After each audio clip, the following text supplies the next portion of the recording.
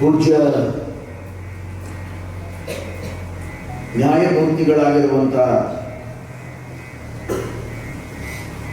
Doctor Shivraj Patil ಈ ಮೌಲಿಕವಾಗಿರುವಂಥ ನುಡಿ ಕಿರಣದ ಈ ಅಪರೂಪದ ಹೊತ್ತಿಗೆಯಲ್ಲಿ, ಕೃತಿಯಲ್ಲಿ, ಪುಸ್ತಕದಲ್ಲಿ ಬಹಳ ಅರ್ಥಪೂರ್ಣವಾಗಿರುವಂಥ ನಮ್ಮ ಬದುಕನ್ನು ಬೆಳಗುವಂಥ ಮಾತುಗಳನ್ನು ಅವರು 4-6 ಸಾಲುಗಳಲ್ಲಿ, 2-3 ಸಾಲುಗಳಲ್ಲಿ ಸುಲಲಿತವಾಗಿರುವಂಥ ಕನ್ನಡದ ನುಡಿಗಳಲ್ಲಿ ನಮಗೆಲ್ಲ ಹೇಳ್ತಾ ಹೋಗ್ತಾರೆ. ಅವರು ಕೇವಲ ಉಪದೇಶಕರಲ್ಲ, ಅವರು ಕೇವಲ ಒಬ್ಬ ಕವಿಯಾಗಬೇಕು, ಸಾಹಿತಿ ಆಗಬೇಕು ಅನ್ನುವಂಥ ಗುರಿಯನ್ನು ಇಟ್ಟುಕೊಂಡು ಇವುಗಳನ್ನು ಬರೀಲಿಕ್ಕೆ ಹೋಗಿಲ್ಲ. ಈ ಕೃತಿಯಲ್ಲಿ ನಾನು ಕಂಡಂತೆ ಅವರು ಮಾಡಿದ ಬಹುದೊಡ್ಡ ಕಾರ್ಯ ಏನು ಅಂದರೆ, ತಾವು ಏನು ಬದುಕಿದರು, ತಾವು ಏನು ಜೀವನದಲ್ಲಿ ಅನುಭವಿಸಿದರು, ಆ ಎಲ್ಲ ಅನುಭವದ ವಿಷಯಗಳನ್ನ ಈ ಅಪರೂಪದ ಕೃತಿಯಲ್ಲಿ 365 ದಿನವೂ ಕೂಡ ನಾವು ಒಂದೊಂದು ನುಡಿಯನ್ನು ಓದುತ್ತಾನೆ ಹೋದರೆ ಸಾಕು. ವರ್ಷವಿಡೀ ನಮ್ಮ ಮನಸ್ಸು, ನಮ್ಮ ಭಾವನೆ, ನಮ್ಮ ಬದುಕು ಒಂದು ಉತ್ತಮವಾಗಿರುವಂತಹ ವ್ಯವಸ್ಥೆಯಲ್ಲಿ ಇರುವಂತ ಬದುಕಿನ ದಿವ್ಯವಾದ ಸಂದೇಶವನ್ನ ಅವರು ಈ ಕೃತಿಯಲ್ಲಿ ಕೊಟ್ಟಿದ್ದಾರೆ. ನಿನ್ನೆ ದಿನ ತಾವೆಲ್ಲ ಆಸ್ತಿ, ಆ ಆಸ್ತಿ ಅನ್ನೋದು ಕೇವಲ ಭೌತಿಕ, ನಿಜವಾಗಿ ಮನುಷ್ಯನನ್ನ, ನಮ್ಮೆಲ್ಲರನ್ನ ವಿಕಾಸಗೊಳಿಸುವಂತಹದ್ದು, ಅದು ನಿಜವಾದ ಆಸ್ತಿ, ಅದು ಜ್ಞಾನ ಸಂಪತ್ತು. ಆ ಜ್ಞಾನ ಸಂಪತ್ತಿನ ಮೂಲಕ ನಾವು ನಮ್ಮ ಬದುಕನ್ನ ವಿಕಾಸಗೊಳಿಸ್ಕೋಬೇಕು, ನಮ್ಮನ್ನು ನಾವು ಕಂಡುಕೊಳ್ಬೇಕು, ನಮ್ಮನ್ನು ನಾವು ಹುಡುಕಬೇಕು, ನಮ್ಮನ್ನು ನಾವು ಈ ನಾಡಿಗೆ, ರಾಷ್ಟ್ರಕ್ಕೆ, ಹುಟ್ಟಿದ ಮನೆತನಕ್ಕೆ ಸ್ವಲ್ಪ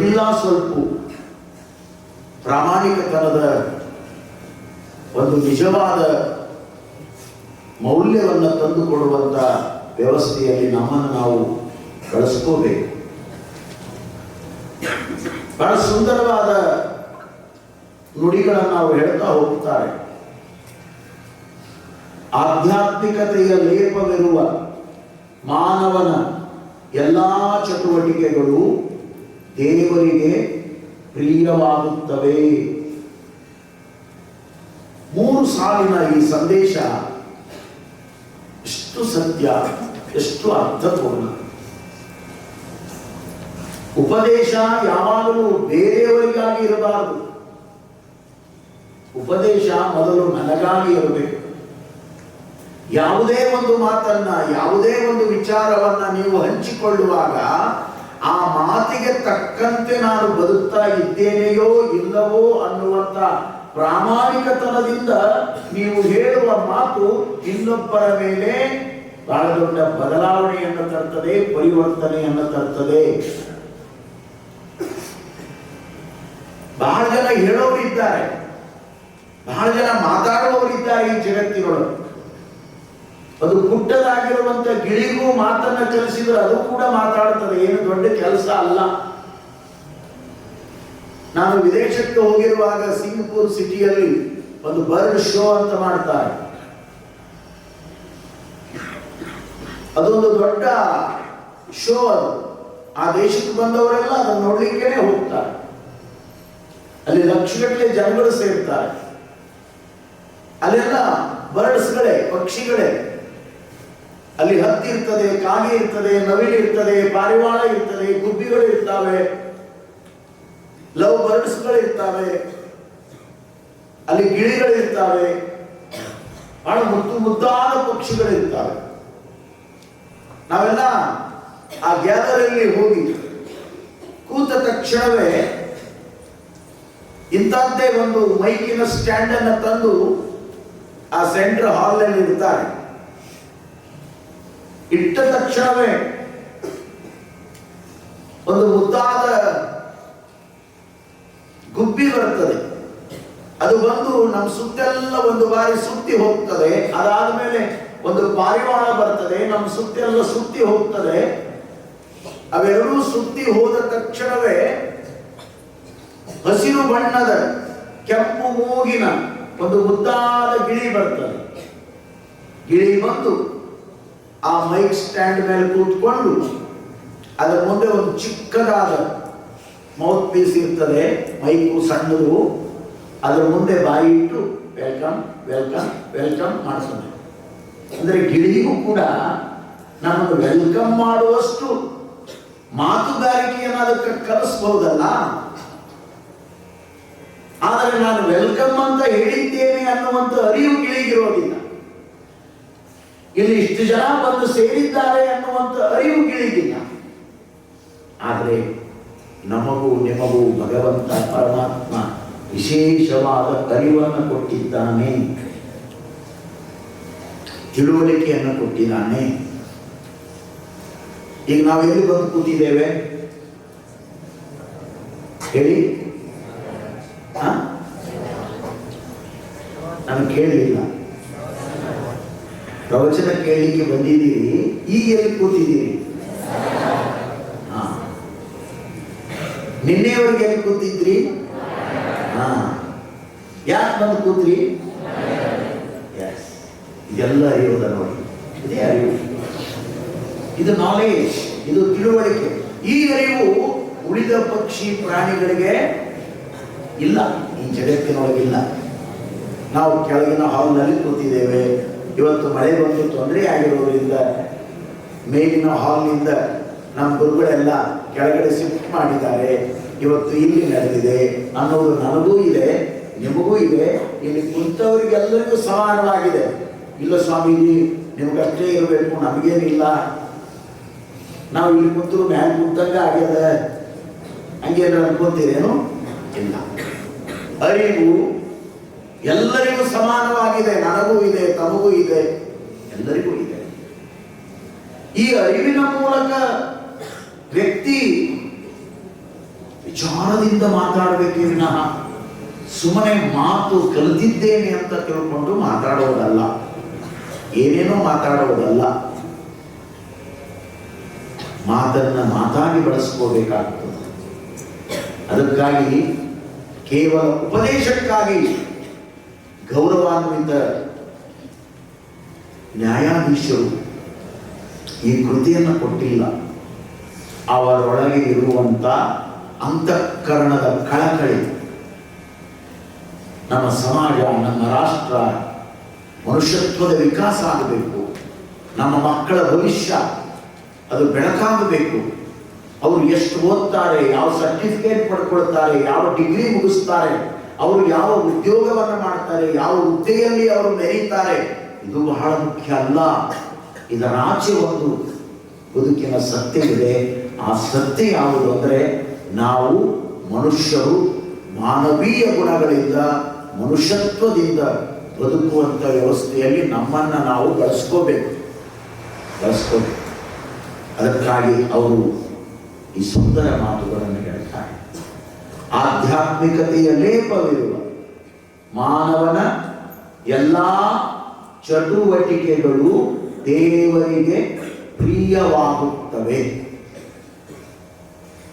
ದೇವರು, ನಿಸರ್ಗ, ಈ ಪ್ರಕೃತಿ, ಈ ಪರಮಾತ್ಮ ಯಾವುದನ್ನು ಪ್ರೀತಿ ಮಾಡ್ತದೆ? ವ್ಯಕ್ತಿಯಲ್ಲಿರುವಂತ ಗುಣಮೌಲ್ಯಗಳನ್ನು, ಆದರ್ಶಗಳನ್ನು, ಆತನಲ್ಲಿರುವಂತ ಉತ್ತಮ ಚಟುವಟಿಕೆಗಳನ್ನು. ಈ ಉತ್ತಮ ಚಟುವಟಿಕೆಗಳು ನಮಗೂ ನಿಮಗೂ ಸಿಗಬೇಕು ಅಂದ್ರೆ ಪೂಜ್ಯರು ಹೇಳ್ತಾರೆ, ಅದಕ್ಕೆ ಆಧ್ಯಾತ್ಮಿಕತೆಯ ಲೇಪವಿರಬೇಕು. ನೀವು ಅನ್ಬೋದು, ಸ್ವಾಮೀಜಿ ಈ ಆಧ್ಯಾತ್ಮಿಕತೆ ಅಂದ್ರೆ ಏನಿದು? ಶಬ್ದವೇನೋ ಬಳಸ್ತೇವೆ, ಈ ಆಧ್ಯಾತ್ಮಿಕತೆ ಅಂದ್ರೆ ಏನು? ನಿಜವಾಗಲೂ ಕೂಡ ಇಡೀ ವಿಶ್ವದಲ್ಲಿ, ಭೂಮಂಡಲದಲ್ಲಿ ಆಧ್ಯಾತ್ಮಿಕತೆಯ ಬಹುದೊಡ್ಡ ಸಂಪತ್ತಿನಿಂದ ಕೂಡಿರುವಂತಹ ರಾಷ್ಟ್ರ ಅಂದ್ರೆ ಅದು ನಮ್ಮ ಭಾರತ. ನಮ್ಮ ಭಾರತ ಇದು ಸ್ಪಿರಿಚುವಲ್ ಕಂಟ್ರಿ, ಇದು ಆಧ್ಯಾತ್ಮದ ರಾಷ್ಟ್ರ. ಇದು ನಾನು ಮೊನ್ನೆ ಒಂದು ಸುದ್ದಿಯನ್ನು ಓದ್ತಾ ಇದ್ದೆ, ಬಹಳ ಖುಷಿ ಅನ್ನಿಸ್ತು. ಒಬ್ಬ ವ್ಯಕ್ತಿ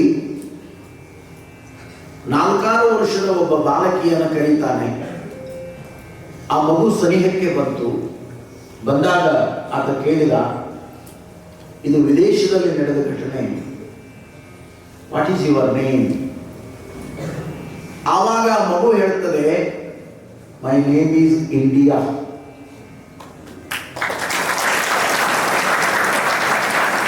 ಮೈ ನೇಮ್ ಈಸ್ ಇಂಡಿಯಾ. ನೋಡಿ, ಆ ವಿಡಿಯೋ ಕ್ಲಿಪ್ ಅನ್ನು ನೋಡಿ ನಾನಂತೂ ಬಹಳ ಖುಷಿ ಪಟ್ಟೆ. ಎಂತ ಭಾರತ, ನಮ್ಮ ಭಾರತ! ಈ ದಿನಮಾನದಲ್ಲಿಯೂ ಕೂಡ ಆತ ಮಗುವನ್ನು ಪುನಃ ಕೇಳ್ತಾನೆ, ನಿನಗೆ ಇಂಡಿಯಾ ಅಂತ ಯಾರು ಹೆಸರಿಟ್ರು? ಮೈ ಮದರ್, ನನ್ನ ತಾಯಿ ನನಗೆ ಈ ಹೆಸರನ್ನು ಇಟ್ಟಿದ್ದಾರೆ. ತಕ್ಷಣವೇ ತಾಯಿಯ ಬಳಿಗೆ ಹೋಗ್ತಾನಾತ. ನಿಮ್ಮ ಹೆಣ್ಣು ಮಗುವಿಗೆ ಇಂಡಿಯಾ ಅಂತ ಹೆಸರಿಟ್ಟಿದ್ದೀರಲ್ಲ, ಯಾಕೆ ಅಂತ ಕೇಳಿದರೆ ಆ ತಾಯಿ ಹೇಳ್ತಾರೆ, India is A spiritual country. India is A great country. ಹಾಗಾಗಿ ನನ್ನ ಮಗುವಿಗೆ ನಾನು ಇಂಡಿಯಾ ಅಂತ ಹೆಸರಿಟ್ಟಿದ್ದೇನೆ. ಕಾರಣ ಇಷ್ಟೇ, ನನ್ನ ಮಗಳು ಕೂಡ ಇಂಡಿಯಾದಲ್ಲಿರುವಂಥ ಆಧ್ಯಾತ್ಮದ ಗುಣಗಳನ್ನು ಅಳವಡಿಸಿಕೊಂಡು ನಿಜವಾದ ಇಂಡಿಯಾ ಆಗಬೇಕು ಅನ್ನೋದು ನನ್ನ ಆಸೆ.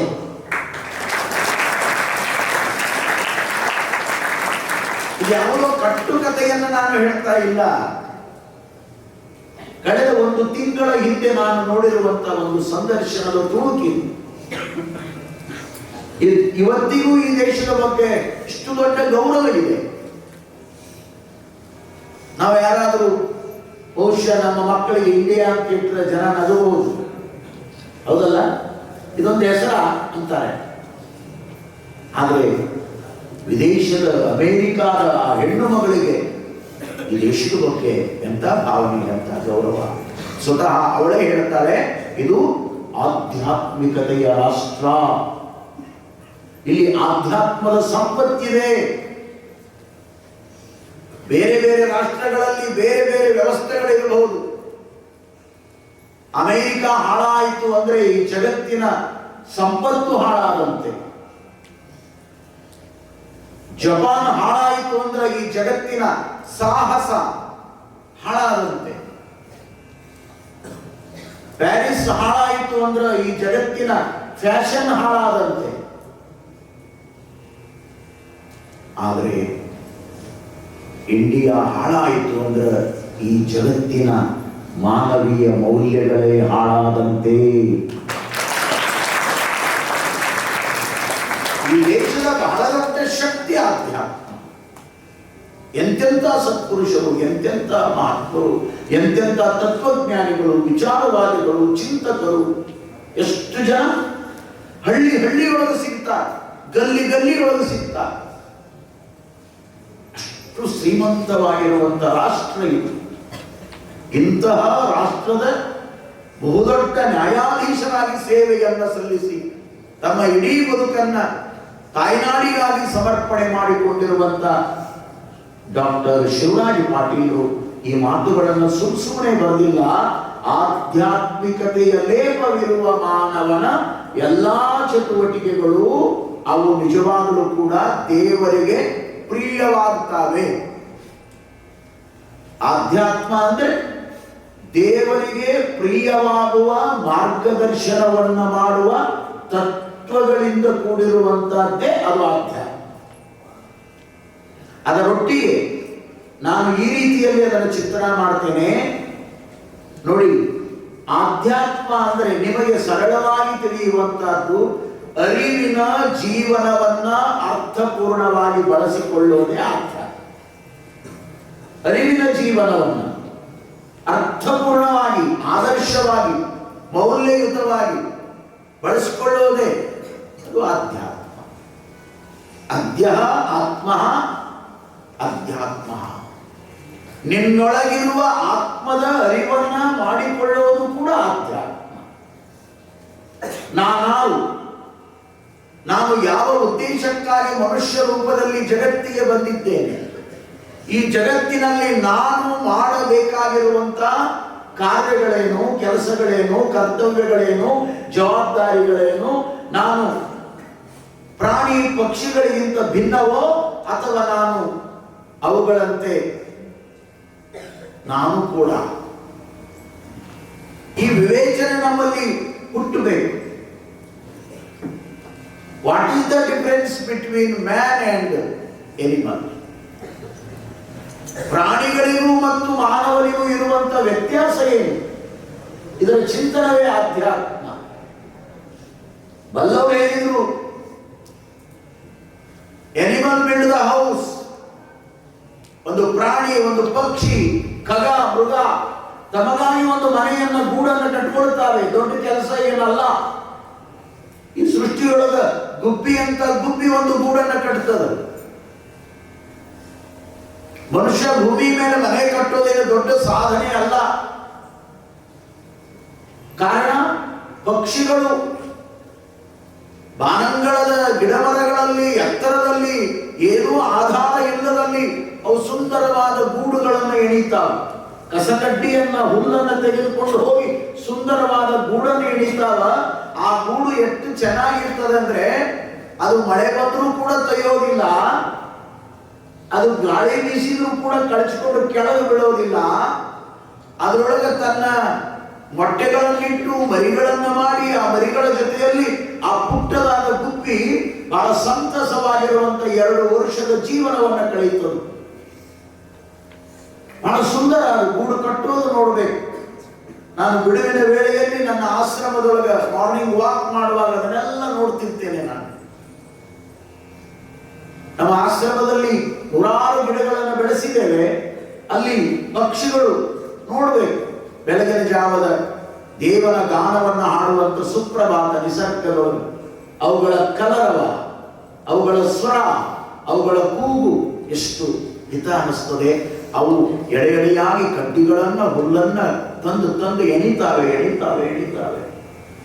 ಯಾವುದನ್ನೂ ಬಳಸಲ್ಲ. ಸೂಜಿ ಇಲ್ಲ, ದಾರ ಇಲ್ಲ, ಏನೂ ಇಲ್ಲ. ಎಷ್ಟು ಅದ್ಭುತ ಕೆಲಸ. ಅಂತರದಲ್ಲಿನೇ ಮನೆ ಮಾಡ್ಕೊಂಡು ಬರುತ್ತಾ. ನಾವು ಭೂಮಿ ಮೇಲೆ ಕಟ್ಟೋದೇನು ಬಹಳ ದೊಡ್ಡದಲ್ಲ, ಹೌದಲ್ಲ? ಅದಕ್ಕಾಗಿ ಅಂತ ಹೇಳಿದ ಮನೆ ಕಟ್ತಾವೆ. ಮನುಷ್ಯ ಏನು ಕಟ್ಟಬೇಕು? ಬರೇ ಮನೆ ಕಟ್ಟೋದೇ ಜೀವನ ಏನು? ಹಾಗಂದ ಮಾತ್ರಕ್ಕೆ ಕಟ್ಟಬಾರದು ಅಂತಲ್ಲ. ಆದ್ರೆ ಏನನ್ನ ಕಟ್ಟಿಕೊಳ್ಳಬೇಕು ಅನ್ನುವಂಥ ಮೂಲಭೂತ ವಿಚಾರವನ್ನು ಹೇಳೋದೇ ಆಧ್ಯಾತ್ಮ. ಮುಂದುವರಿದ ಅನುಭಾವಿ ಹೇಳಿದ, ಮ್ಯಾನ್ ಬಿಲ್ಡ್ ದ ಟೆಂಪಲ್. ಮನುಷ್ಯ ದೇಗುಲಗಳನ್ನು ಕಟ್ಟಿಕೊಂಡ. ಪಕ್ಷಿಗಳು, ಪ್ರಾಣಿಗಳು ತಮಗಾಗಿ ಗೂಡು ಕಟ್ಟಿಕೊಂಡಾವ. ಅವಕ್ಕೆ ದೇವಸ್ಥಾನಗಳಿಲ್ಲ, ಮಠ ಮಂದಿರಗಳಿಲ್ಲ, ಮಸೀದಿಗಳಿಲ್ಲ, ಚರ್ಚ್ಗಳಿಲ್ಲ, ಅವುಗಳಿಗೆ ನ್ಯಾಯಾಲಯಗಳಿಲ್ಲ, ಮಂತ್ರಾಲಯಗಳಿಲ್ಲ. ಅವು ಎಂದು ಪೊಲೀಸ್ ಸ್ಟೇಷನ್ಗೆ ಹೋಗೋದಿಲ್ಲ, ಆಸ್ಪತ್ರೆಗೆ ಹೋಗೋದಿಲ್ಲ. ವಿಚಾರ ಮಾಡಿ, ನಾವು ಮನುಷ್ಯರು ನಮಗಾಗಿ ಏನೆಲ್ಲ ಕಟ್ಟಿಕೊಂಡಿದ್ದೇವೆ. ನಾವು ದೇವಾಲಯಗಳನ್ನು ಕಟ್ಟಿದವರೇ ನಾವು ಮಾನವರು. ಆದರೆ ದೇವಾಲಯ ಕಟ್ಟೋದೇ ಬಹಳ ದೊಡ್ಡದಲ್ಲ. ಇದರ 100 ಹೆಜ್ಜೆ ಮುಂದೆ ಹೋಗಿ ಈ ಆಧ್ಯಾತ್ಮದ ನಿಜವಾದ ಲೇಪವಾಗುವ ಸಲುವಾಗಿಯೇ ವಿಶ್ವಗುರು ಬಸವಣ್ಣನವರು ಒಂದು ಅದ್ಭುತವಾದ ಜೀವನದ ಸಂದೇಶವನ್ನು ಕೊಟ್ಟರು. ಆ ಸಂದೇಶ ಯಾವುದು ಅಂದ್ರೆ, ನೀನು ದೇವಾಲಯವನ್ನು ಕಟ್ಟೋದಕ್ಕಿಂತ ನಿನ್ನ ದೇಹವೇ ದೇವಾಲಯವಾಗಬೇಕು ಅಂದ್ರು. ಉಳ್ಳವರು ಶಿವಾಲಯವ ಮಾಡುವರಯ್ಯ, ನಾನೇನು ಮಾಡಲಿ ಬಡವನಯ್ಯ. ಬಸವಣ್ಣ ಬಡವನೇನು? Prime minister, finance minister, Kalyana ರಾಜ್ಯದ ಪ್ರಧಾನಮಂತ್ರಿ ಬಸವಣ್ಣ. ಬಹುದೊಡ್ಡ ಹುದ್ದೆಯಲ್ಲಿ ಬದುಕಿರುವ ವ್ಯಕ್ತಿ ಬಸವಣ್ಣ. ಎಷ್ಟು ಚಂದ ಹೇಳುತ್ತಾರೆ, ಉಳ್ಳವರು ಮಾಡ್ತಾರೆ, ನಾನು ಬಡವ. ಎಷ್ಟು ಚಂದ ಹೋಲಿಕೆ ಕೊಟ್ಟರು. ಎಂಥ ಅದ್ಭುತವಾದ ಕಲ್ಪನೆ ಅದು, ಎಷ್ಟು ಸತ್ಯ ಅದು. ಎನ್ನ ಕಾಲೇ ಕಂಬ, ನಾನು ಕಟ್ಟುವ ದೇವಾಲಯದ ನಿಜವಾದ ಪಿಲ್ಲರ್ಗಳು ಯಾವುವು ಅಂದ್ರೆ, ಕಂಬಗಳು ಯಾವುವು ಅಂದ್ರೆ ನನ್ನ ಕಾಲುಗಳೇ. ಈ ಕಟ್ಟಡವನ್ನ ಈ ಕಾಲಗಳು ಹೊತ್ತುಕೊಂಡು ನಿಂತಾರು, ಈ ಪಿಲ್ಲರ್ಗಳು ಹೊತ್ತುಕೊಂಡು ನಿಂತಾರು. ಹಾಗೆ ದೇಹವನ್ನು ಹೊರುವಂತ ಸಾಧನ ಕಾಲು. ಎನ್ನ ಕಾಲೇ ಕಂಬ, ದೇಹವೇ ದೇಗುಲ, ಎನ್ನ ಶಿರವೇ ಹೊನ್ನ ಕಳಶವಯ್ಯ. ಈ ಶಿರ, ಈ ತಲೆ, ಇದು ಹೊನ್ನ ಕಳಶ ಅಂತಾರೆ ಬಸವಣ್ಣನವರು. ಹೊನ್ನು ಅಂದ್ರೆ ಬಂಗಾರ, ಇದು ಬಂಗಾರದ ಕಳಶ. ಯಾಕೆ ಈ ಶಬ್ದ ಬಳಸಿದ್ರು? ಹೊನ್ನು ಅಂದ್ರೆ ಕೇವಲ ಭೌತಿಕವಾಗಿರುವಂತ ಆಸ್ತಿಯ ಒಂದು ವಸ್ತು ಅಲ್ಲ ಬಂಗಾರ. ಶರಣರ ದೃಷ್ಟಿಯೊಳಗೆ ಬಸವಣ್ಣನವರು ಹೇಳ್ತಾರೆ, ಹೊನ್ನು ಅಂದ್ರೆ ಅದು ಜ್ಞಾನ ಬಂಗಾರ, ಅದು ಅರಿವಿನ ಬಂಗಾರ. ಆ ಅರಿವಿನ ಬಂಗಾರದ ಸಂಪತ್ತು ಇರೋದ ಈ ತಲೆಯೊಳಗೆ, ಈ ಶಿರಸ್ಸಿನೊಳಗೆ. ಶಿರವನ್ನ ಕಳಶ, ಇದ್ರೊಳಗೆ ವಿಜ್ಞಾನ ಅದ, ಇದ್ರೊಳಗೆ ತಂತ್ರಜ್ಞಾನ ಅದ, ಇದ್ರೊಳಗೆ ಆರ್ಟ್ಸ್ ಅದ, ಇದ್ರೊಳಗೆ ಕಾಮರ್ಸ್ ಅದ, ಇದ್ರೊಳಗೆ ಮ್ಯಾಥಮೆಟಿಕ್ ಅದ, ಇದ್ರೊಳಗೆ ಆಧ್ಯಾತ್ಮ ಅದ, ಇದ್ರೊಳಗೆ ಹಾಡೋದಾವ, ಕವಿತೆಗಳದಾವ, ಇದ್ರೊಳಗೆ ಕಂಪ್ಯೂಟರ್ ಅದ, ಇದ್ರೊಳಗೆ ಮೊಬೈಲ್ ಅದ, ಇದ್ರೊಳಗೆ ಎಲ್ಲ ಅದ. ಎಂತ ಅದ್ಭುತವನ್ನ ಕಳಶ. ಈ ಒಳಗಿರುವ ಮೆಮೊರಿಯೊಳಗ ಏನೇನು ಅದ ಅದು ಜಗತ್ತಿನ ಹೊರಗೆ ಬಂದದ್ದು, ಅದು ವಿಕಾಸವಾಗಿ ಬಂದದ್ದು, ಅದು ಮನುಷ್ಯನ ಅರಿವಿನ ಅದ್ಭುತವಾದ ಬೆಳಕದು. ಎಷ್ಟು ಅದ್ಭುತ ಅಲ್ಲ? ಹಾಗಾಗಿ ಇದು ನಮಗೆ ಹೊನ್ನ ಕಳಶವಾಗಬೇಕು, ಅರಿವಿನ ಕಳಶವಾಗಬೇಕು, ಜ್ಞಾನದ ಕಳಶವಾಗಬೇಕು. ನಮಗ ತಲೆ ಇದೆ ಅಂದ್ರೆ ಬಹಳ ಜನ ಹಿಂಗೂ ವಿಚಾರ ಮಾಡ್ತೀವಿ ನಾವು. ತಲೆ ಎದಕ್ಕದ ಅಂದ್ರೆ ಚಂದ ಎಣ್ಣೆ ಹಚ್ಕೊಂಡು ಬಾಚ್ಕೊಳಕ್ಕದ ಅಂತ ಬಹಳ ಮಂದಿ ತಿಳ್ಕೊಂಡಿವಿ. ಹೌದಲ್ಲ? ತಲೆಯೊಳಗೊಂದು ತಲೆ ಇದೆ, ತಲೆಯೊಳಗೊಂದು ಬುದ್ಧಿ ಇದೆ. ಅದರ ವಿಕಾಸ ಆಗೋದೇ ಅದು ಆಧ್ಯಾತ್ಮದ ದಾರಿ. ಅದ ಇನ್ನೂ ಕೆಲವರ ದಾರಿ ಜಗತ್ತಿನೊಳಗ ಬಹಳ ಜನರಿಗೆ ತಲೆ ಇದ್ದಿದ್ದೇ ಗೊತ್ತಿಲ್ಲ. ಹೌದಲ್ಲ? ಅದು ಯಾವಾಗ ಗೊತ್ತಾಗ್ತದಂದ್ರ ತಲೆನೋವು ಬರ್ಬೇಕು ಅವ್ರಿಗೆ. ಜಂಡು ಬಾಂಬ್ ಬಳಸಿಕೊಂಡಾಗ, ಓ ನನಗೊಂದು ತಲೆ ಇದೆ, ಅಲ್ಲಿವರೆಗೆ ಗೊತ್ತೇ ಇಲ್ಲ ನನಗೊಂದು ತಲೆ ಇದೆ ಅಂತ. ಬರೇ ಕೂದಲಿದೆ ಅಂತ ಬಹಳ ಜನ ತಿಳ್ಕೊಂಡಿವಿ ನಾವು. ಹೌದಲ್ಲ? ಎಷ್ಟು ಕಾಳಜಿ ಮಾಡ್ತೀವಲ್ಲ, ಎಷ್ಟು ಟ್ರಿಮ್ ಆಗಿ ಹಚ್ಕೋತೀವಿ, ಎಷ್ಟು ಚೆನ್ನಾಗಿ ಇಟ್ಕೋತೀವಿ. ಇತ್ತಿತ್ತಲಾಗಂತೂ ನಮ್ಮ ಹುಡುಗರು ಹುಚ್ಚು ಕಟಿಂಗ್ ಮಾಡಿಸ್ಕೊತಾವ. ಒಂದೊಂದು ಹುಡುಗರು ನೋಡಿದ್ರೆ ಡಿಕ್ಟೋ ಮಂಕಿ ಕಟಿಂಗ್ ಬೇರೆ ಎಲ್ಲ. ಇವ್ರು ಕಟಿಂಗ್ ಮಾಡೋರು ಅಷ್ಟು ಚಂದ ಹುಟ್ಟ್ಯಾರ, ಈಗ ಮಾಡಿಸ್ಕೊಳ್ಳೋರು ಅಂತವ್ರ ಹುಟ್ಟ್ಯಾರ. ಇಲ್ಲ ಒಂದು ಕಡೆ ಪೂರ್ಣ ನಿಮ್ಮ ಸುದ್ದಿ ಅಲ್ಲ ನಾ ಹೇಳೋದು, ಮಾಡಿಸ್ಕೊಳ್ಳೋರು ಸುದ್ದಿ. ಇನ್ನೂ ಕೆಲವರು ಒಂದು ಕಡೆ ಪ್ಲೇ ಗ್ರೌಂಡ್ ಮಾಡಿದಂಗೆ ಮಾಡಿರ್ತಾರೆ. ಒಂದು side right side play ground, ಒಂದು ಸೈಡ್ ಚಂದ ಹುಲ್ಲು ಬೆಳೆಸಿದಂಗೆ ಬೆಳೆಸೋದು. ಎಷ್ಟು ವಿಚಿತ್ರ. ಇನ್ನು ಹಿಂಗ ಕೆಲವರು ಗೋಪುರ ಕಟ್ತಾರೆ.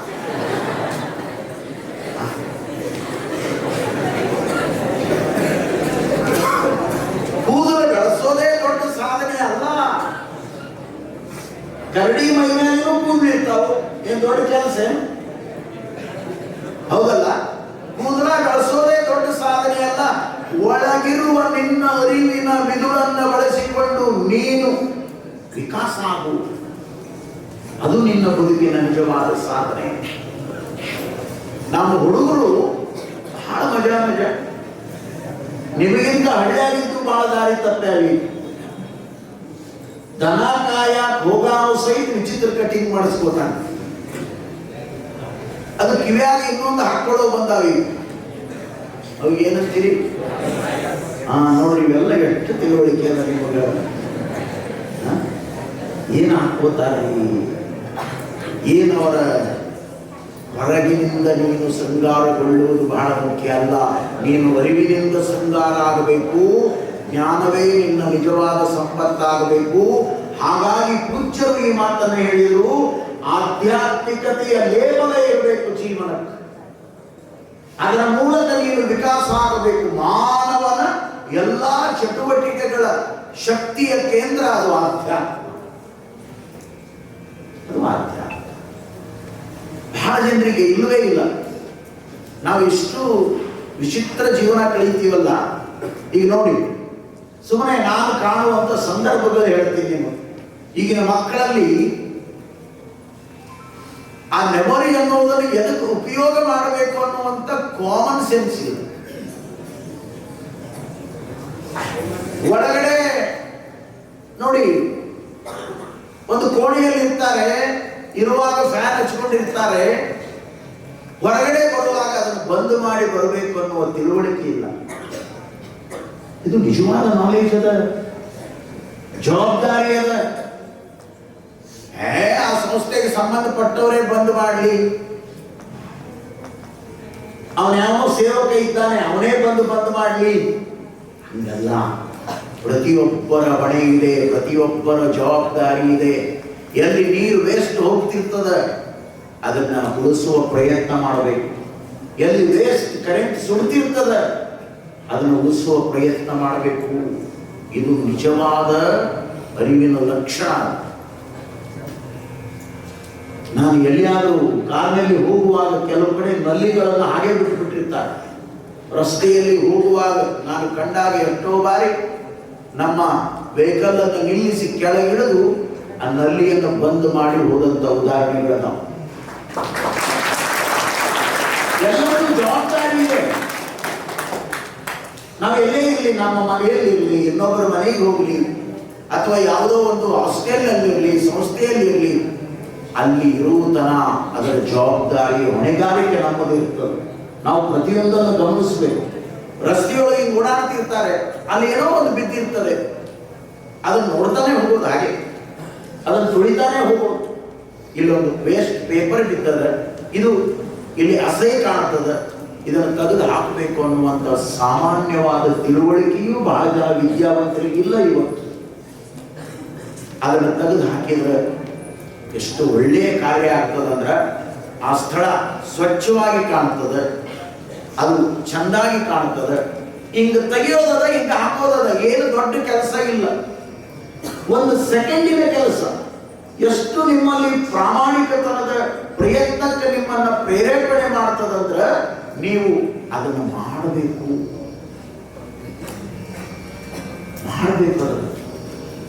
ದೊಡ್ಡವರೆಲ್ಲ ಅದನ್ನು ಮಾಡಿದರು. ನಮ್ಮ ರಾಷ್ಟ್ರದ ಗೌರವಾನ್ವಿತ ರಾಷ್ಟ್ರಪತಿಗಳಾಗಿರುವಂತ APJ ಅಬ್ದುಲ್ ಕಲಾಂ ಇಂಥ ಸಣ್ಣ ಪುಟ್ಟ ಕೆಲಸಗಳನ್ನು ಬದುಕಿರುವುದಕ್ಕೂ ಮಾಡಿದರು. ಅವರು ದಾರಿಯೊಳಗ ಯಾವುದೋ ಸಂಸ್ಥೆಯ ಕಾರ್ಯಕ್ರಮಕ್ಕೆ ಹೋದಾಗ ಹಿಂಗೆಲ್ಲ ಕಂಡ್ರೆ ಸ್ವತಃ ಹೋಗ್ತಿದ್ರು. ಇಷ್ಟು ಆದರ್ಶಗಳಿವೆ. ಇವುಗಳು ನಮಗೆ ಆದರ್ಶ ಆಗಬೇಕು. ಇದು ಆಧ್ಯಾತ್ಮಿಕತೆಯ ಒಂದು ಸ್ಪರ್ಶ ಯಾರಿಗಿರ್ತದೆ, ಆ ಆಧ್ಯಾತ್ಮಿಕತೆಯ ಲೇಪ ಯಾರಿಗಿರ್ತದೆ, ಅವರಿಗೆ ಈ ವಿವೇಚನೆ ಬರಲಿಕ್ಕೆ ಪ್ರಾರಂಭ ಆಗ್ತದೆ. ನಾವು ಊಟ ಮಾಡುವ ಕಾಲದೊಳಗೆ ಒಂದು ಅಗಳ ಅನ್ನನೂ ಕೂಡ ವೇಸ್ಟ್ ಆಗಬಾರದು. ವಿದ್ಯಾವಂತರ ಲಕ್ಷಣ ಏನು? ಹೇಗೆ ಬೇಕು ಹಾಗೆ ಊಟ ಮಾಡೋದಲ್ಲ. ಅನ್ನವನ್ನು ಕೆಡಿಸದಂತೆ ಜವಾಬ್ದಾರಿಯುತವಾಗಿ ಎಷ್ಟು ಬೇಕು ಅಷ್ಟನ್ನೇ ನೀಡಿಸಿಕೊಂಡು ಊಟ ಮಾಡೋದು ಕೂಡ ಒಂದು ಜೀವನದ ಅರಿವಿನ ಸಂಸ್ಕೃತಿ. ಅದನ್ನು ವೇಸ್ಟ್ ಮಾಡಬಾರದು. ಕಾರಣ ಏನು ಅಂದ್ರೆ ಅನ್ನದ ಮೌಲ್ಯ ಹಸಿದವರಿಗೆ ಮಾತ್ರ ಗೊತ್ತದ. ಕೆಡಿಸಬಾರದು. ಯಾಕಂದ್ರೆ ಯಾವುದನ್ನ ನಮ್ಮಿಂದ ಸೃಷ್ಟಿ ಮಾಡಲಿಕ್ಕೆ ಆಗೋದಿಲ್ಲ ಅದನ್ನ ವ್ಯರ್ಥವಾಗಿ ಹಾಳು ಮಾಡುವಂತ ಜವಾಬ್ದಾರಿ ನಮಗಿಲ್ಲ. ಅನ್ನವನ್ನು ಸೃಷ್ಟಿ ಮಾಡುವವರು ಮಾನವರಲ್ಲ, ನೀರನ್ನು ಸೃಷ್ಟಿ ಮಾಡುವವರು ಮಾನವರಲ್ಲ, ಗಾಳಿಯನ್ನು ಸೃಷ್ಟಿ ಮಾಡುವವರು ಮಾನವರಲ್ಲ, ನಿಸರ್ಗವನ್ನು ಸೃಷ್ಟಿ ಮಾಡುವವರು ಮಾನವರಲ್ಲ, ಪ್ರಕೃತಿಯನ್ನು ಸೃಷ್ಟಿ ಮಾಡುವವರು ಮಾನವರಲ್ಲ. ಅದೆಲ್ಲರೂ ಸೃಷ್ಟಿಯ ಕೊಡುಗೆ.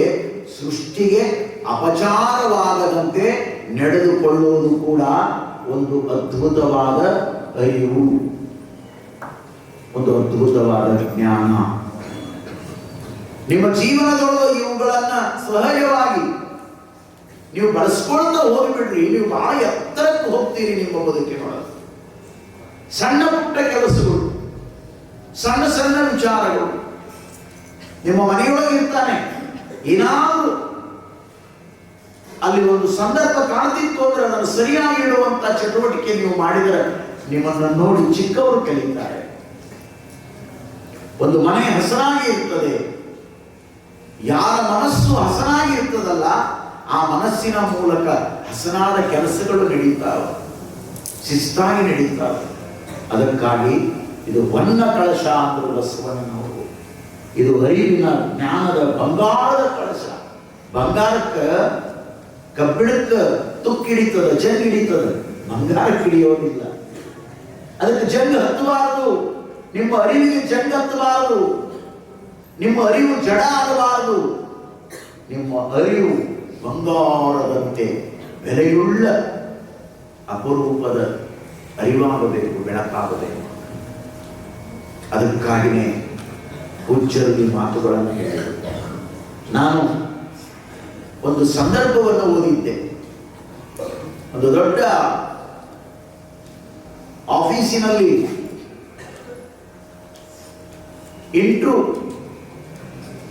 ಇಂಟರ್ವ್ಯೂಗಾಗಿ ಕೆಲವು ಡಿಗ್ರಿ ಆಗಿರುವಂತವರು ಇಂಟರ್ವ್ಯೂ ಕೊಡ್ಲಿಕ್ಕೆ ಬಂದರು. ಆ ಬಂದಂತ ಸಂದರ್ಭದಲ್ಲಿ ಇಂಟರ್ವ್ಯೂ ತೆಗೆದುಕೊಳ್ಳುವಂತಹ ಸಂಸ್ಥೆಯ ಬಾಸ್ ಹೀಗೆ ಒಳಗಡೆ ಹೊರಟಿದ್ರು. ಆಫೀಸಿನಲ್ಲಿ ಇಂಟರ್ವ್ಯೂ ಕೊಡುವ ಸಲುವಾಗಿ ಬಂದಿರುವಂತಹ 20-25 ಜನ ಡಿಗ್ರಿ ಮುಗಿಸಿರುವಂತ ಯುವಕರು ಕೂತಿದ್ರು. ಒಳಗಡೆ ಇಂಟರ್ವ್ಯೂ ಸ್ಟಾರ್ಟ್ ಆಯಿತು. ಒಬ್ಬೊಬ್ಬರೇ ಒಳಗೆ ಹೋಗ್ತಿದ್ರು, ಇಂಟರ್ವ್ಯೂ ಕೊಡ್ತಿದ್ರು, ಹೊರಗೆ ಬರ್ತಿದ್ರು. ನೋಡಿ, ಅವರನ್ನ ಆ ಮುಖ್ಯಸ್ಥರು ಇಂಟರ್ವ್ಯೂ ತಗೋತಾ ಇದ್ರು. ಹೀಗೆ ನಡೆದಿರುವಾಗ ಒಬ್ಬ 23ನೆಯ ವ್ಯಕ್ತಿ ಒಳಗೆ ಬಂದ. ಸರಿಗೆ ನಮಸ್ಕಾರ ಹೇಳಿದ. ನಮಸ್ಕಾರ ಹೇಳಿ ಏನು ಮಾಡಿದ ಅಂದ್ರೆ ತಕ್ಷಣವೇ ಹೋಗಿ ಎಲ್ಲರಂತೆ ಹೋಗಿ ಚೇರ್ ಮೇಲೆ ಕೂಡಲಿಲ್ಲ. ಅಲ್ಲೊಂದು ಗುಂಡು ಸೂಜಿ ಬಿದ್ದಿತ್ತು ಕೆಳಗಡೆ, ಒಂದು ಪಿನ್ನು. ಇವರು 22 ಜನ ಬಂದರೂ ಕೂಡ ಅವ್ರ ಕಣ್ಣಿಗೂ ಅದು ಬಿದ್ದಿತ್ತು, ಆದರೆ ಅದನ್ನು ತೊಡದೇ ಹೋಗಿದ್ರು. ಇವನು ಆ ಕೆಳಗಡೆ ಬಿದ್ದಿರುವ ಪಿನ್ನನ್ನ, ಗುಂಡು ಸೂಜಿಯನ್ನ ಹಿಂಗೆ ಕೈಯೊಳಗೆ ತೆಗೆದು ಅದನ್ನು ಎಲ್ಲಿಡಬೇಕು ಅಲ್ಲಿಟ್ಟು ಇಂಟರ್ವ್ಯೂಗಾಗಿ ಕುಂತಾಗ ಆ ಆಫೀಸರ್ ಹೇಳಿದ್ರು, ನೀನು ಇಂಟರ್ವ್ಯೂ ಅಲ್ಲಿ ಸೆಲೆಕ್ಷನ್ ಆಗಿದ್ದೀಯಾ? ಅವ ಅಂದ, ಸರ್ ಇನ್ನೂ ನನ್ನನ್ನು ಏನೂ ಕೇಳೇ ಇಲ್ಲ, ನನ್ನ ಫೈಲೇ ನೋಡಿಲ್ಲ, ನಾನು ಹೇಗೆ ಸೆಲೆಕ್ಟ್ ಆದೆ ಅಂತ ಕೇಳಿದಾಗ ಆ ಸಂಸ್ಥೆಯ ಮುಖ್ಯಸ್ಥರು ಹೇಳ್ತಾರೆ, ನಿನ್ನ ಗುಣದಿಂದ. ಕೆಳಗಡೆ ಬಿದ್ದಿರುವ ಒಂದು ಗುಂಡು ಸೂಜಿಯನ್ನ ಪ್ರಾಮಾಣಿಕತನದಿಂದ ನೀನು ಎತ್ತಿಡ್ತೀಯ ಅಂದ್ರೆ ಈ ಸಂಸ್ಥೆಯೊಳಗೆ ಎಲ್ಲದನ್ನೂ ನೀನು ಪ್ರಾಮಾಣಿಕವಾಗಿ ಬಳಸಿಕೊಂಡು ಈ ಸಂಸ್ಥೆ ಬೆಳೆಯುವಂತೆ ಮಾಡ್ತೀಯ. ನೀನು ಎಷ್ಟು ಮಾರ್ಕ್ಸ್ ಪಡೆದಿದ್ದಿ ಮುಖ್ಯ ಅಲ್ಲ, ನಿನ್ನ ನಿಜವಾದ ಆದರ್ಶದ ಗುಣ ನಿನಗೆ ಈ ಉದ್ಯೋಗವನ್ನು ತಂದು ಕೊಡುತ್ತದೆ ಅಂತ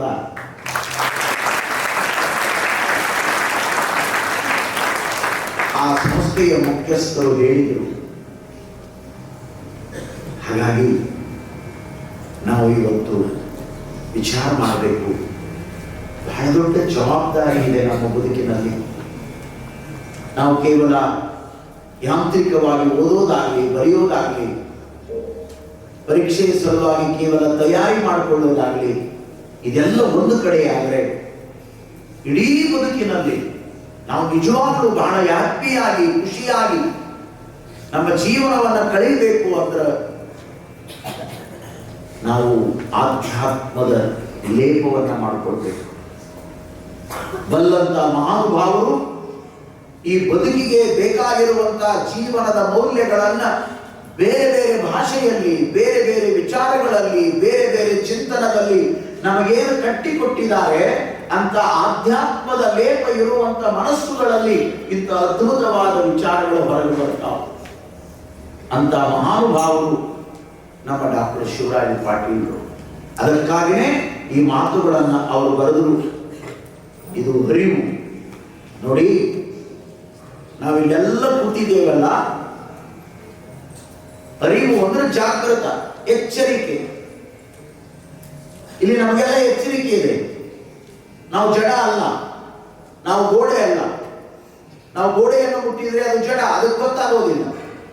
ಆದ್ರೆ ಪಕ್ಕದಲ್ಲಿ ಕೂತವರು ಹಿಂಗೆ ಟಚ್ ಮಾಡಿದ್ರೆ ನಾವು ಗೊತ್ತಾಗ್ತದೆ. ಒಂದು ಕ್ಷಣದೊಳಗೆ ನಾವು ತಿರುಗ್ತೀವಿ ಅಂದ್ರೆ ನಾವು ಎಚ್ಚರಿದ್ದೇವೆ, ಜಾಗೃತ ಇದ್ದೇವೆ. ನೋಡಿ, ಅದೇ ಡೆಡ್ ಬಾಡಿ ಇದ್ದಾಗ ನೀವು ಹೋಗಿ ಅದನ್ನು ಮುಟ್ಟಿದ್ರೆ ಅದಕ್ಕೆ ಎಚ್ಚರಿಕೆ ಇಲ್ಲ. ಅದು ಮಾತಾಡಲ್ಲ, ಅದು ನೋಡಲ್ಲ, ಅದು ಕೈ ಮಾಡಿ ಕರೆಯಲ್ಲ. ಡೆಡ್ ಬಾಡಿಯನ್ನು ಮಲಗಿಸಿರುವಾಗ, ಕೂಡಿಸಿರುವಾಗ ಅಂತಿಮ ನಮನವನ್ನು ಸಲ್ಲಿಸಲಿಕ್ಕೆ ನಮ್ಮಂಥವೆಲ್ಲ ಹೋಗಿರ್ತೀವಲ್ಲ, ಸುಮ್ಮನೆ ವಿಚಾರ ಮಾಡಿ, ಆ ಮಲಗಿರುವ ಬಾಡಿ ಏನಾದರೂ ಮಾಲೆ ಹಾಕುವ ಸಂದರ್ಭದೊಳಗೆ ಎದ್ದು ಕಣ್ಣು ತೆರೆದು ನೋಡಿದ್ರೆ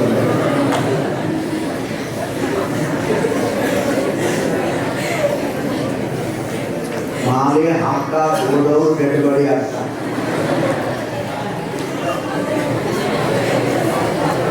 ಹೌದಲ್ಲ?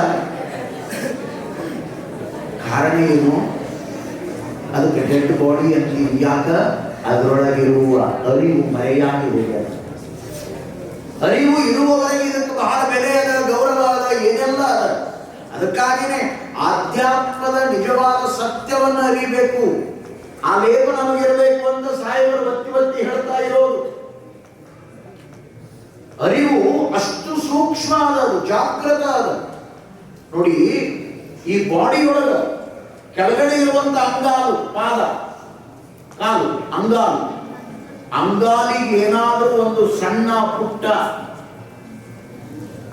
ಒಂದು ಹಳ್ಳೋ, ಒಂದು ಗ್ಲಾಸಿನ ಚೂರೋ, ಒಂದು ಮುಳ್ಳೋ ಸುಮ್ಮ ಹಿಂಗ ಟಚ್ ಆಗಿ ಚುಚ್ಚಿದ್ರೆ ಸಾಕು, ನಿಮ್ಮ ಅರಿವು ಎಚ್ಚರಿಸ್ತದ. ಕಾಲಿಗೆ ಏನೋ ನಡ್ತದ, ತಗಿ. ಇದು ಅರಿವು. ಅಷ್ಟು ಸೂಕ್ಷ್ಮ ಅದ. ಅದು ಹೇಳ್ತದ, ತೆಗಿಯದನ್ನ. ಅಂತ ಅರಿವನ್ನ ಭಗವಂತ ಇದರೊಳಗ ಇಟ್ಟಾನಲ್ರಿ. ಇಡೀ ದೇಹದ ಸೂತ್ರದ ಕೇಂದ್ರ ಅದು, ಮೂಲ ಸೂತ್ರ ಅರಿವು.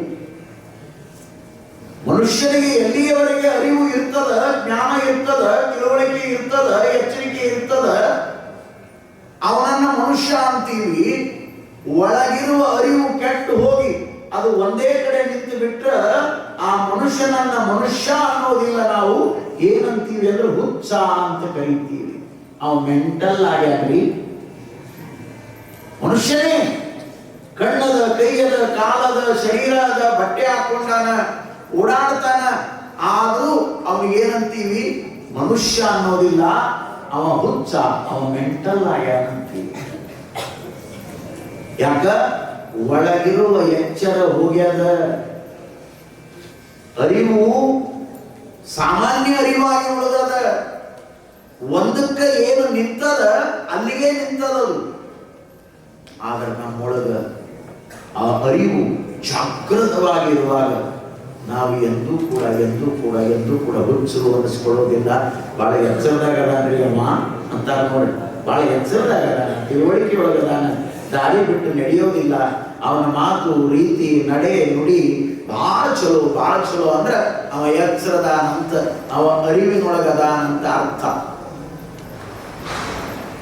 ಬಹುಶಃ ಈ ಕಾಲದೊಳಗ ನಿಮಗೆ ಅಂತ ಸಂದರ್ಭಗಳನ್ನು ನೋಡುವಂತ ಅವಕಾಶ ಸಿಕ್ಕಿಲ್ಲ. ಈ ದೊಡ್ಡ ದೊಡ್ಡ ಪಟ್ಟಣಗಳಲ್ಲಿ, ಹಳ್ಳಿಗಳಲ್ಲಿ, ದೊಡ್ಡ ದೊಡ್ಡ ಹಳ್ಳಿಗಳು ಇರುವಂತಹ ಪ್ರದೇಶದೊಳಗೆ ಹಿಂದೆ ಸರ್ ಅವರು, ರಘು ಸರ್ ಅವರು, ನಾವೆಲ್ಲ ಚಿಕ್ಕವರಾಗಿದ್ದಾಗ ನೋಡಿದ ಸಂದರ್ಭಗಳು, ರಾತ್ರಿ ಊರನ್ನ ಕಾಯುವ ಸಲುವಾಗಿ ಗಸ್ತಿ ಹೊಡೆಯುವಂತ ಒಬ್ಬ ವಾಲಿಕಾರ ಅಂತ ಇರ್ತಿದ್ದ ನೋಡಿ. ಅವನು ಸೆಕ್ಯೂರಿಟಿ ಗಾರ್ಡ್. ಅವನು ಕೈಯಲ್ಲಿ ಒಂದು ದೊಡ್ಡ ಲಾಠಿ ಹಿಡ್ಕೊಂಡು ಊರೆಲ್ಲ ರಾತ್ರಿ ಕಂದೀಲ್ ಹಿಡ್ಕೊಳ್ಳೋದು. ಅವಾಗ ಇದೆಲ್ಲ ಇನ್ನೂ ಬಂದಿರಲಿಲ್ಲ. ಕಂದೀಲ್ ಹಿಡಿಯೋದು, ಒಂದು ದೊಡ್ಡ ಲಾಠಿ ಹಿಡಿಯೋದು, ಇಡೀ ಓಣಿಗಳಲ್ಲಿ ಅವನು ಗಸ್ತಿ ಹೊಡೆಯೋದು. ಬೆಳಗಾಗುವವರೆಗೆ ಗಸ್ತಿ ಹೊಡೆಯೋದು ಅವನಂತ ಕೆಲಸ. ಎಲ್ಲರೂ ಮಲಗಿರಬೇಕು, ಅವ ಎಚ್ಚರಿರಬೇಕು. ಎಲ್ಲರೂ ನಿದ್ರೆ ಮಾಡುವಾಗ ಅವನು ಎಚ್ಚರಿದ್ದು ಆ ಬಡಗಿಯನ್ನ, ಕೋಲನ್ನ ಕೈಯಾಗಿ ಹಿಡ್ಕೊಂಡು ದೊಡ್ಡ ದೊಡ್ಡ ಶ್ರೀಮಂತರ ಮನೆಯ ತಲಬಾಗಿಲಿಗೆ ಬಂದು ಬಡದು ಕೂಗ್ತಿದ್ದವ, ಎಚ್ಚರ ಎಚ್ಚರ ಎಚ್ಚರ, ಹುಷಾರ್ ಹುಷಾರ್ ಹುಷಾರ್, ಹಿಂಗ್ ಕೂಗ್ತಿದ್ದ. ಯಾಕ? ದೊಡ್ಡ ದೊಡ್ಡ ಸಾಹುಕಾರ ಮನ್ಯಾಗ ಗಂಟು ಬಾಳ ಇರ್ತದ. ಅಪ್ಪಿ ತಪ್ಪಿ ಕಳ್ಳರು ಬಂದು ಕದ್ಕೊಂಡು ಹೋದಾರು, ರಾತ್ರಿ ಪೂರ್ಣ ಮೈ ಮರೆತು ಮಲಗಬ್ಯಾಡ್ರಿ, ಎಚ್ಚರ ಎಚ್ಚರ ಎಚ್ಚರ, ಹುಷಾರ್ ಹುಷಾರ್ ಹುಷಾರ್ ಅಂತ ಅವ ಕೂಗುತ್ತಿದ್ದ, ಎಚ್ಚರಿಸ್ತಿದ್ದ. ಮತ್ತ ಕಳ್ಳರು ಇದ್ದವ್ರ ಮನೆಗೆ ಬರ್ತಾರ, ಇಲ್ಲದವ್ರ ಮನೆಗೆ ಬರ್ತಾರಂತೆ. ಎಂದು ಜೋಪಡಿಗೆ ಗುಡಿಸ್ಲಿಗೆ ಕಳ್ಳತನಕ್ಕೆ ಹೋಗೇ ಇಲ್ಲ ಅವರು. ಏನು ಅವ್ರ ಜ್ಞಾನ ಅಂದ್ರೆ ಎಲ್ಲಿ ಹೋದ್ರೆ ಏನು ಸಿಗ್ತದ ಅನ್ನೋದು ಅವ್ರಿಗೆ ಗೊತ್ತದ. ಕಳ್ಳರೇನು ಬಂದವ್ರು 2-3 ದಿನ ಬೀಗರ ಜೊತೆ ವಸತಿ ಮಾಡ್ತಾರೆ. 10 ನಿಮಿಷದೊಳಗೆ ಹಿಂಗ ಬಂದಿರ್ತಾರೆ, ಹಿಂಗ ಹೋಗಿರ್ತಾರೆ, ಮತ್ತ ಅವ್ರು ಏನು ತಗೋಬೇಕು ಅದನ್ನ ತಗೊಂಡಿರ್ತಾರೆ. ನಾವು ಇಟ್ಟಿದ್ದು ನಮಗೆ ಜಲ್ದಿ ಸಿಗಲ್ಲ. ಅವರಿಗೆ ಬಂಗಾರ ಎಲ್ಲೆಲ್ಲ ಗೊತ್ತದ, ದುಡ್ಡು ಎಲ್ಲೆಲ್ಲ ಗೊತ್ತದ, ಅದನ್ನ ಹೊಡೆದಿರ್ತಾರೆ. ಪಕ್ಕ ಅದನ್ನ ಹೊಡೆದಿರ್ತಾರೆ. ಅದು ಬಿಟ್ಟು ಹೊಡೆದಿದ್ದು ಏನು ಹೊಡೆದ ಬಹಳ ಹಸುವಾಗಿತ್ತು ಅಂದ್ರೆ ಅಡಿಗೆ ಮನೆ ಕಡೆ ಅಷ್ಟು ಹೋಗಿರ್ತಾರೆ. ಇದ್ದವ್ರ ಮನೆಗೆ ಬರ್ತಾರೆ. ಸುಮ್ಮನೆ ನಿಮಗೆ ತಮಾಷೆಗಾಗಿ ನಿಮಗೆ ತಿಳಿಯುವಂತ ಒಂದು ಪ್ರಸಂಗ ಹೇಳ್ತೀನಿ. ಒಬ್ಬ ಕಳ್ಳ ರಾತ್ರಿ ಕಳ್ಳಲಿಗೆ ಬಂದ, ಊರೆಲ್ಲ ಓಡಾಡಿದ, ಎಲ್ಲಿಯೂ ದೊಡ್ಡ ದೊಡ್ಡ ಮನೆಗಳ ವ್ಯವಸ್ಥೆಯಲ್ಲಿ ಕಳುವು ಮಾಡಲಿಕ್ಕೆ ಅವನಿಗೆ ಅವಕಾಶವೇ ಸಿಗಲಿಲ್ಲ. ಅವತ್ತಿನ ಡ್ಯೂಟಿ ಲಾಸ್ ಆಗುತ್ತಲ್ಲ ಅಂತ ತಿಳ್ಕೊಂಡು ತಿರುಗಿ ಹೋಗುವಾಗ ಅವನು ಹಿಂದಿನ ಕಾಲದ ಕಲ್ಲ, ಅವನು ಮೈ ಮೇಲೆ ಕರಿ ಕಂಬಳಿಯನ್ನು ಹೊತ್ಕೊಂಡು ರಾತ್ರಿಯೆಲ್ಲ ಮಾರಿಗೆ ಕರಿ ಬಸಿ ಹಚ್ಕೊಂಡು ಅವನನ್ನು ಯಾರೂ ಗೊತ್ತಿಡಿಬಾರದು ಅಂತ ಕಳುವು ಮಾಡ. ಅವ ಕೊನೆಗೆ ಮರಳಿ ಹೋಗುವಾಗ ಇನ್ನೇನು ಬೆಳಗಾಗಲಿಕ್ಕೆ ಒಂದು 3 ಗಂಟೆ ಉಳಿದಿತ್ತು. ಅವ 3:30 ಗಂಟೆಯ ಸಮಯದೊಳಗೆ ಹೋಗುವ ಸಂದರ್ಭದೊಳಗೆ ಊರು ಹೊರಗೆ ಒಂದು ಹುಲ್ಲಿನ ಗುಡಿಸಲು ಮುಂದೆ ಬೈಲಿನೊಳಗೆ ಗಂಡ ಹೆಂಡತಿ ಒಂದು ಚಾಪಿ ಹಾಸ್ಕೊಂಡು ಮಕ್ಕಳನ್ನು ಕರ್ಕೊಂಡು ಮಲಗಿದ್ರು. ಅವರು ದುಡಿದು ಬದುಕುವಂಥವ್ರು. ಅವ್ರು ಗುಡಿಸ್ಲಿಕ್ಕೆ ಬಾಗಿಲನ ಇದ್ದಿಲ್ಲ, ಕದನ ಇದ್ದಿಲ್ಲ, ಏನಿತ್ತು ಒಳಗೆ ಏನೂ ಇಲ್ಲ. ನಿಮ್ಗೆ ಹೇಳ್ತೀನಿ, ಅವನಿಗೆ ಸಮಾಧಾನ ಆಗಲಿಲ್ಲ ಕಳ್ಳರಿಗೆ. ಇಲ್ಲಿ ಆದರೂ ಗುಡಿಸಲು ಬಾಗಿಲು ತೆಗೆದದ, ಏನಾದರೂ ಸಿಕ್ಕಿತೇನ ನೋಡ್ಕೊಂಡು ಹೋಗಬೇಕು, ನನ್ನ ಕೆಲಸಕ್ಕೆ ಅನ್ಯಾಯ ಆಗಬಾರದು ಅಂತ ಬಂದ. ಆ ಗುಡಿಸಲಲ್ಲಿ ಹೋಗುವಾಗ ಹಿಂಗ ಬಾಗಿ ಹೋಗಬೇಕಲ್ಲ, ಈಗ ಬಾಗಿ ಹೋಗುವ ಸಂದರ್ಭದೊಳಗ ಆ ಮೇಲೆ ಹೊತ್ತಿರುವಂತ ಕಂಬಳಿ ಅದು ಜಾರಿ ಕೆಳಗೆ ಬಿತ್ತು. ಇವ ಗುಡಿಸಲು ಒಳಗೆ ಹೋದ. ಒಳಗೆ ಹೋಗಿ ನೋಡಿದ್ರೆ ಅಲ್ಲೇನಿತ್ತು, ಸುಮ್ಮನೆ ಮಣ್ಣಿನ ಕುಡಿಕೆಯೊಳಗೆ ಒಂದಿಟ್ಟು ಖಾರ, ಉಪ್ಪ, ಒಂದಿಟ್ಟು ಊಟ ಮಾಡುವ ಸಲುವಾಗಿ ಅಕ್ಕಿ, ಬೇಳೆ, 1-4 ಉಳ್ಳಾಗಡ್ಡಿ ಮತ್ತೆ ಇಂಥದ್ದೆಲ್ಲ ಇತ್ತು. ಏನು ಸಿಗಲಿಲ್ಲ. ಏನೂ ಇಲ್ಲ ಅಂತ ತಿರುಗಿ ಹೊರಗೆ ಬರೋದ್ರೊಳಗಾಗಿನೇ ಇವನ ಕಂಬಳಿ ಏನು ಬಿದ್ದಿತ್ತಲ್ಲ ಅದನ್ನು ತಗೋಬೇಕು ಅಂತ ನೋಡ್ತಾನ, ಕಂಬಳಿ ಇರಲಿಲ್ಲ. ಅದು ಏನಾಗಿತ್ತು ಅಂದ್ರೆ ಹೊರಗೇನು ಮಲಗಿದ್ಲು ಆ ಹೆಣ್ಮಗಳು, ಆ ಕಂಬಳಿ ತಗೊಂಡು ಆಕೆ ಹೊಚ್ಕೊಂಡು ಮಕ್ಕೊಂಡಿದ್ಲು. ಇವ ಹೋಗಿ ಹೊರಗೆ ಬರೋದ್ರೊಳಗಾಗಿ ಇವ ಹಂಗ ಇದ್ದವ್ರ ಮನೆಗೆ ಹೋದ್ರೆ ಎಲ್ಲ ಸಿಕ್ಕಿತ್ತು, ಇಲ್ಲದವ್ರ ಮನೆಗೆ ಹೋದ್ರೆ ಇದ್ದದ್ದನ್ನು ಕಳ್ಕೊಂಡು ಬರ್ಬೇಕಲ್ಲ. ನನಗಿರೋದ ಒಂದು ಕಂಬಳಿ, ನಮ್ಮ ಅಪ್ಪ ನನಗೆ ಉತ್ತರಾಧಿಕಾರಿ ಮಾಡಿದ್ದನ್ನೇ ಕೊಟ್ಟು ಹೋಗ್ಯಾನ, ಹೊಚ್ಕೊಂಡ ಕಳುವು ಮಾಡಂತಾರೆ. ಹೆಂಗೆ ಮಾಡಲಿ, ಇದ್ದು ಕಂಬಳಿನೂ ಕಳ್ಕೊಂಡ್ರೆ ಹೆಂಗ, ಇಲ್ಲ ಇದನ್ನ ಹೆಂಗಾರ ಮಾಡಿ ತಗೊಂಡು ಹೋಗ್ಬೇಕು ಅಂತ ಹಿಂಗ ಬಂದು ಅವ್ರೇನು ಮಲಗಿದ್ರು ಅವರ ಹಿಂಬದಿಯ ಕಾಲು ಕೆಳಗೆ ಕುಂತಂತ 10 ನಿಮಿಷ ಕಳೀತು, 15 ನಿಮಿಷ ಕಳೀತು, 20 ನಿಮಿಷ ಕಳೀತು, ಅರ್ಧ ಗಂಟೆ ಕಳೀತು, ಗಂಟೆ ಕಳೀತು. ಆ ತಾಯಿಯನ್ನು ಕಂಬಳಿ ಬಿಡ್ಲಿಲ್ಲ.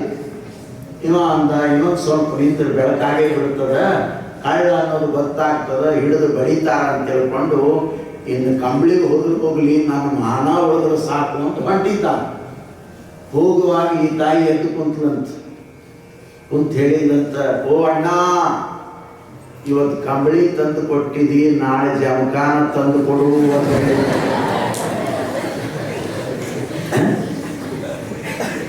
ಅರ್ಥ ಆಯ್ತಲ್ಲ, ಕಳ್ಳರು ಇದ್ದವ್ರ ಮನೆಗೆ ಹೋಗ್ತಾರೆ, ಇಲ್ಲದವ್ರ ಮನೆಗೆ ಹೋಗೋದಿಲ್ಲ.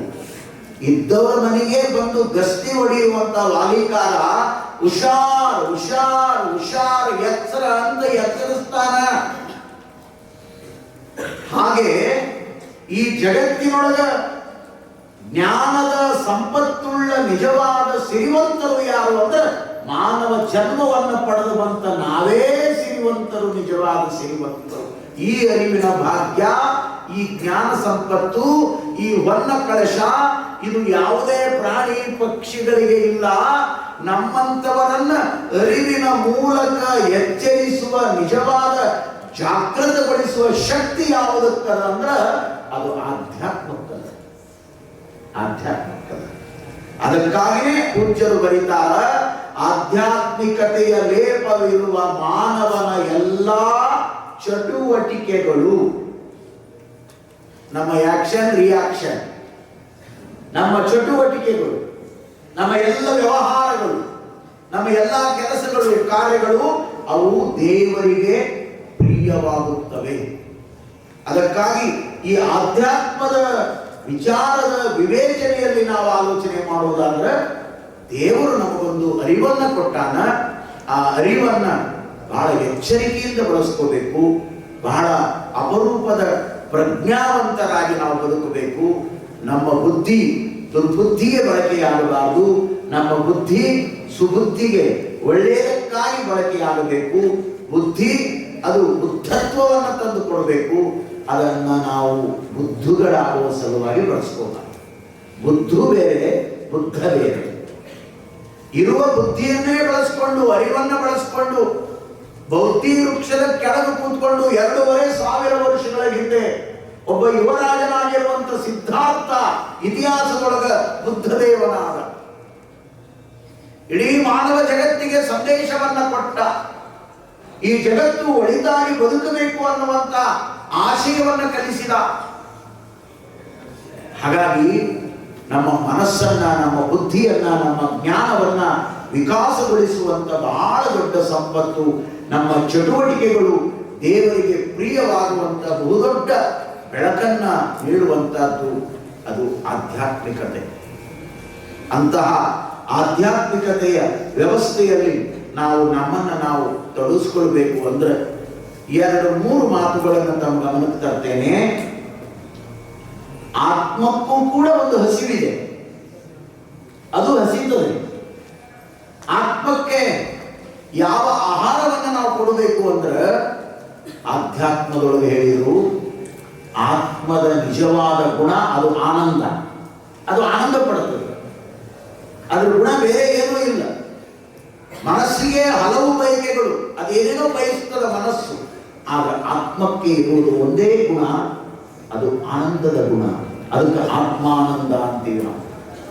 ನಮಗೆ ಬಹಳ ಆನಂದ ಆಯ್ತು ನೋಡ್ರಿ ಅಂದ್ರೆ ನಿಮ್ಮ ಒಳಗಿರುವ ಆತ್ಮಕ್ಕೆ ಆನಂದ ಆಯಿತು ಅಂತ. ಆನಂದವೇ ಆತ್ಮಗುಣ ಮಂಕುತಿಮ್ಮ ಅಂತ ಹೇಳ್ತಾರೆ. ಮಂಕುತಿಮ್ಮನ ಕಗ್ಗದಲ್ಲಿ DVG ಅವರು. ಅದು ಆತ್ಮನ ನಿಜವಾದ ಗುಣ. ಇಲ್ಲೆಲ್ಲ ನಾವು ಯಾಕೆ ಸೇರ್ತಾ ಇದ್ದೇವೆ ಅಂದ್ರೆ ಆನಂದ ಪಡುವ ಸಲುವಾಗಿ, ದುಃಖ ಪಡುವ ಸಲುವಾಗಿ ಅಲ್ಲ. ನಮಗೊಂದಿಷ್ಟೇನೋ ಸಿಗಬೇಕು, ನಮಗೊಂದಿಷ್ಟೇನೋ ಮಾನಸಿಕ ನೆಮ್ಮದಿ ಸಿಗಬೇಕು, ನಮಗೊಂದಿಷ್ಟು ಆನಂದ ಆಗಬೇಕು, ನಮ್ಮೊಳಗಿರುವ ಅರಿವು ಅದು ಉತ್ತಮ ರೀತಿಯಲ್ಲಿ ಬಳಕೆಯಾಗಬೇಕು ಅನ್ನುವ ಸಲುವಾಗಿನೇ ಇಲ್ಲಿ ನಿತ್ಯ ನಿತ್ಯ ನಿತ್ಯ ನಾವು ಆನಂದ ಪಡುವ ಸಲುವಾಗಿ ಇಲ್ಲಿ ಸೇರ್ತೇವೆ. ಇಲ್ಲಿ 1 ಗಂಟೆಗಳ ಕಾಲ ಸಿಗುವ ಆನಂದ ಇಡೀ ದಿನ ನಮಗೆ ಎನರ್ಜಿಯನ್ನು ಕೊಡುತ್ತದೆ, ನಮಗೆ ಖುಷಿಯನ್ನು ಕೊಡುತ್ತದೆ, ನಮ್ಮನ್ನ ಬೇರೆ ಬೇರೆ ಆಲೋಚನೆಗಳತ್ತ ಕರ್ಕೊಂಡು ಹೋಗ್ತದೆ. ನಾವು ನಿಜವಾಗಲೂ ಕೂಡ ಅರ್ಥಪೂರ್ಣವಾದ ಜೀವನವನ್ನು ಕಳೆಯುವಂತ ಬಹಳ ದೊಡ್ಡ ಶಕ್ತಿಯನ್ನು ತರುತ್ತದೆ. ಅದಕ್ಕಾಗಿ ಆತ್ಮಕ್ಕೆ ಆನಂದವನ್ನು ಗಳಿಸಬೇಕು ಅಂದ್ರೆ ಒಂದು 3-4 ವಸ್ತುಗಳನ್ನು ನಾವು ಕೊಡಬೇಕಾಗ್ತದೆ. ಅದರೊಳಗೆ ಮೊದಲನೇದು ಧ್ಯಾನ. ನಾವು ಅರಿವನ್ನ, ಜ್ಞಾನವನ್ನ ಪರಿಪೂರ್ಣವಾಗಿ ಆಧ್ಯಾತ್ಮಿಕತೆಯ ಲೇಪದಿಂದ ಅದನ್ನು ಬಳಸ್ಕೊಳ್ಬೇಕು ಅಂದ್ರೆ ಒಂದು ಕ್ಷಣ ಅಂತರ್ಮುಖಿಗಳಾಗಬೇಕು, ಕಣ್ಣುಗಳನ್ನು ಮುಚ್ಕೋಬೇಕು, ಇಂದ್ರಿಯಗಳ ಚಟುವಟಿಕೆಗಳನ್ನು ನಿಲ್ಲಿಸಬೇಕು. ಒಳಗಿರುವ ಆತ್ಮ, ಅವನ ನಿಜವಾದ ಪರಮಾತ್ಮ, ನನ್ನೊಳಗಿರುವ ಅರಿವೇ ನನಗೆ ಗುರು ಅನ್ನುವಂತಹ ಭಾವನೆಯಲ್ಲಿ ನಾವು ಅಂತರ್ಮುಖಿಗಳಾಗಿ ಧ್ಯಾನಾಸಕ್ತರಾದಾಗ ಅಲ್ಲಿ ಸಿಗುವ ಆನಂದ ಅಷ್ಟಿಷ್ಟಲ್ಲ. ಅದು ನಿಮ್ಮ ಬದುಕನ್ನ, ನಿಮ್ಮ ಮೆಮೊರಿಯನ್ನ ಬಹಳ ದೊಡ್ಡದಾಗಿ ಬೆಳೆಸ್ತದೆ, ನಿಮ್ಮನ್ನ ಅದ್ಭುತವಾಗಿ ವಿಕಾಸಗೊಳಿಸ್ತದೆ. ಅದಕ್ಕಾಗಿ ಆತ್ಮಕ್ಕೆ ಬೇಕಾಗಿರುವ ಹಸಿವಿನ ಮೂಲ ದ್ರವ್ಯ ಯಾವುದು ಅಂದ್ರೆ ಧ್ಯಾನ. 2ನೇದು ಪ್ರಾರ್ಥನಾ, 3ನೇದು ಪೂಜೆ, ಅದರ ಜೊತೆಗೆ 4ನೇದು ಸತ್ಸಂಗ. ಈ ಸತ್ಸಂಗ, ಸಜ್ಜನರ ಸಹವಾಸ, ಉತ್ತಮ ವ್ಯಕ್ತಿಗಳ ಜೊತೆಯಲ್ಲಿ ಕೂಡುವಂತದ್ದು. ಅದರ ಜೊತೆಗೆ ಆತ್ಮಕ್ಕೆ ಬೇಕಾಗಿರೋದು ಏನು ಅಂದ್ರೆ ಒಳ್ಳೆಯ ಪುಸ್ತಕಗಳನ್ನು ಓದುವುದು. ಮನಸ್ಸಿಗೆ ಏನು ಬೇಕಾಗ್ತದಂದ್ರೆ ಬರೇ ಮೊಬೈಲ್ ನೋಡುವುದು, ಅದು ಮನಸ್ಸು ಬಯಸ್ತದೆ. ಏನು ಓದ್ತಿದೋ ಸುಮ್ಮನೆ ಹಿಡ್ಕೊಂಡು ಕುಂದ್ರು ಮೊಬೈಲು, ಇದರೊಳಗೆ ಏನೆಲ್ಲ ಅದು ಸುಮ್ಮನೆ ನೋಡ್ಕೊತ ಕುಂದ್ರು ಮನಸ್ಸು ಹೇಳ್ತದೆ. ಆದ್ರೆ ಆತ್ಮ ಓದುವುದು, ಒಳ್ಳೆಯ ಪುಸ್ತಕವನ್ನು ಓದುವುದು, ಅದು ಬಯಸುವುದು, ಒಳ್ಳೆಯದನ್ನು ಬರೆಯುವುದು, ಶುದ್ಧವಾಗಿ ಬರೆಯುವುದು, ಓದುವುದು, ಬರೆಯುವುದು. ಅದರ ಜೊತೆಗೆ ಒಂದಿಷ್ಟು ವಿವೇಚನೆ ಮಾಡಿ ಆನಂದ ಪಡುವುದು. ಇದೆಲ್ಲವೂ ಕೂಡ ಆತ್ಮದ ಗುಣಗಳು. ಈ ವ್ಯವಸ್ಥೆಯಲ್ಲಿ ನಾವು ಆಧ್ಯಾತ್ಮಿಕತೆಯ ಲೇಪವನ್ನು, ನಾವು ಮನುಷ್ಯರಾದವರು ನಮ್ಮ ಜೀವನಕ್ಕೆ ನಾವು ಅದನ್ನು ಲೇಪ ಮಾಡಿಕೊಂಡು, ಅದನ್ನು ಅಂಟಿಸಿಕೊಂಡು, ಅದರ ಜೊತೆಯಲ್ಲಿ ನಾವು ಬದುಕನ್ನು ಕಳೆದ್ರೆ ನಮ್ಮ ಮನುಷ್ಯ ಬದುಕು ಬಹಳ ಅದ್ಭುತವಾಗಿ ವಿಕಾಸ ಹೊಂದುತ್ತದೆ. ವಿಕಾಸದ ಜೊತೆಗೆ ವಿಚಾರಗಳು ನಮಗೂ ಒಳಿತನ್ನು ಮಾಡ್ತಾವೆ, ಈ ಮಾನವ ಸಮಾಜಕ್ಕೂ ಒಳಿತನ್ನು ಮಾಡ್ತಾವೆ. ಈ ಸಮಾಜದಲ್ಲಿ ನಾವು ನಿಜವಾಗಲೂ ಮೌಲ್ಯಯುತವಾದ ಜೀವನವನ್ನು ಕಳೀತೀವಿ. ಯಾರು ಮೌಲ್ಯಯುತವಾದ ಜೀವನವನ್ನು ಕಳೀತಾರೋ ಅವರು ದೇವರಿಗೆ ಬೇಕಾಗ್ತಾರೆ, ಪ್ರಕೃತಿಗೆ ಬೇಕಾಗ್ತಾರೆ, ದೇವರಿಗೆ ಪ್ರಿಯರಾಗ್ತಾರೆ ಅಂತ ಅಪರೂಪದ ವಿಚಾರವನ್ನೇ ಪೂಜ್ಯರು ಈ ನುಡಿಗಳಲ್ಲಿ ಹೇಳಿದ್ದಾರೆ. ಇದು ನೆನಪಿರಲಿ. ಆಧ್ಯಾತ್ಮಿಕತೆಯ ಲೇಪವಿರುವ ಮಾನವನ ಎಲ್ಲಾ ಚಟುವಟಿಕೆಗಳು ದೇವರಿಗೆ ಪ್ರಿಯವಾಗುತ್ತವೆ. ಬಹಳ ಸರಳದಲ್ಲ, ಆದ್ರೆ ನಾವೇನ್ ತಿಳ್ಕೊಂಡಿವಿ, ದೇವರಿಗೆ ಪ್ರಿಯವಾಗೋದು 2 ಊದುಬತ್ತಿ ಬೆಳಗಿದ್ರೆ, 1 ಹೂ ತಂದು ಏರಿಸಿದ್ರೆ, ಕರ್ಪೂರ ಆರತಿ ಬೆಳಗಿದ್ರೆ ಇದನ್ನು ಮಾಡಬಾರ್ದು ಅಂತಲ್ಲ, ಇದು ಔಪಚಾರಿಕ. ಆದರೆ ನಿಜವಾದ ಆಧ್ಯಾತ್ಮ ನಮಗೆ ದಾರಿ ತೋರಿಸೋದೇನು ಅಂದ್ರೆ ನೀನು ಒಳಗಡೆಯಿಂದ ಶುದ್ಧನಾಗು, ನೀನು ಒಳಗಡೆಯಿಂದ ಸಿದ್ಧನಾಗು, ನೀನು ಒಳಗಡೆಯಿಂದ ತಯಾರಾಗು. ನೀನು ಎಷ್ಟು ಶುದ್ಧನಾಗಿ ಸಿದ್ಧನಾಗಿ ಜೀವನವನ್ನು ಕಳೀತೀಯೋ ಆ ಜೀವನ ದೇವರಿಗೂ ಪ್ರಿಯವಾಗುವಂತ ಜೀವನ ಆಗ್ತದೆ. ನಿನ್ನ ಜೀವನ ದೇವರಿಗೆ ಪ್ರಿಯವಾದ ಮೇಲೆ ಇನ್ನಾರಿಗೂ ಪ್ರಿಯವಾಗುವುದು ಬೇಕಾಗಿಲ್ಲ. ಜಗದ ಜನಗಳನ್ನು ಮೆಚ್ಚಿಸಲಿಕ್ಕೆ ಯಾವ ಮಹಾತ್ಮರಿಗೂ ಆಗಿಲ್ಲ. ಅವರು ಯಾರನ್ನೂ ಮೆಚ್ಚೋದಿಲ್ಲ. ಬಹಳ ಮಳೆ ಬಂದ್ರೆ ಏನು ಗಂಟು ಬಿತ್ತು ಪೀಡ ಅಂತ ಬೈತೀವಿ. ಮಳೆ ಹೋಗಿ ಚಳಿಗಾಲ ಬಂತು ಅಂದ್ರೆ ವಿಚಿತ್ರ ಚಳಿ ಶುರುವಾತು ಅಂತೀವಿ. ಚಳಿ ಹೋಗಿ ಬೇಸಿಗೆ ಬಂತು ಅಂದ್ರೆ ಏನ್ರಿ ಯಾವ ತಾಳ್ಕೋಬೇಕು ಇಂಥ ಬಿಸಿಲು ಅಂತೀವಿ. ಏನು ಬಂದ್ರೆ ನಮಗೆ ಸಮಾಧಾನ? ಯಾವುದಕ್ಕೂ ಸಮಾಧಾನ ಇಲ್ಲದೆ ಅಸಮಾಧಾನದ ಕೊರಗಿನಲ್ಲಿ ಬದುಕುವವನೇ ಮಾನವ. ಅಂತ ಮಾನವನಿಗೆ ಎಲ್ಲದನ್ನು ಸಮಾಧಾನವಾಗಿ ಇರಿಸಿ ಆನಂದ ಕೊಡುವಂತದ್ದೇ ಅದು ಆತ್ಮಗುಣ. ಆತ್ಮಗುಣವನ್ನ ಜಾಗೃತಗೊಳಿಸುವುದೇ ಅದು ಆಧ್ಯಾತ್ಮ ಅಂತ. ಆಧ್ಯಾತ್ಮವನ್ನ ಪೂಜ್ಯರು ಈ ನುಡಿಗಳಲ್ಲಿ ನಮಗೆ ಎರಡು ಮಾತಿನಲ್ಲಿ ಹೇಳಿದ್ದಾರೆ. ನಾವು ನೀವೆಲ್ಲ ಎಲ್ಲೆಲ್ಲಿ ಅವಕಾಶ ಸಿಗ್ತದೋ, ಅನುಕೂಲ ಸಿಗ್ತದೋ, ಸತ್ಸಂಗ ನಡೀತಾವೋ, ಬರೇ ಸರ್ವಜ್ಞ ಸಂಸ್ಥೆಯಲ್ಲಿ ನಮ್ಮ ಸರ್ ಅವರು ಇದನ್ನೊಂದು ವ್ಯವಸ್ಥೆ ಮಾಡಿದ್ದಾರೆ ಅಂತ ತಿಳ್ಕೊಂಡು ಬಂದು ಕೂಡುವುದಲ್ಲ. ಮುಂದೆ ನಿಮ್ಮ ಬದುಕಿನೊಳಗೆ ಎಲ್ಲಿ ಆದರೂ ಉತ್ತಮ ವಿಚಾರಗಳನ್ನು ಹೇಳುವಂತ ಸತ್ಸಂಗಗಳು ಸಿಕ್ಕರೆ, ನಾಲ್ಕು ಚಲೋ ಮಾತುಗಳು ಸಿಕ್ಕರೆ ಹೋಗಿ ಅಲ್ಲಿ ಕೂಡ್ರಿ, ಆ ಮಾತುಗಳನ್ನ ಕೇಳ್ರಿ. ಅದರಿಂದ ನಿಮ್ಮ ಬದುಕಿಗೆ ನಿಜವಾದ ಆನಂದ ಸಿಗ್ತದೆ ಅನ್ನುವಂಥ ಮಾತನ್ನು ಹೇಳಿ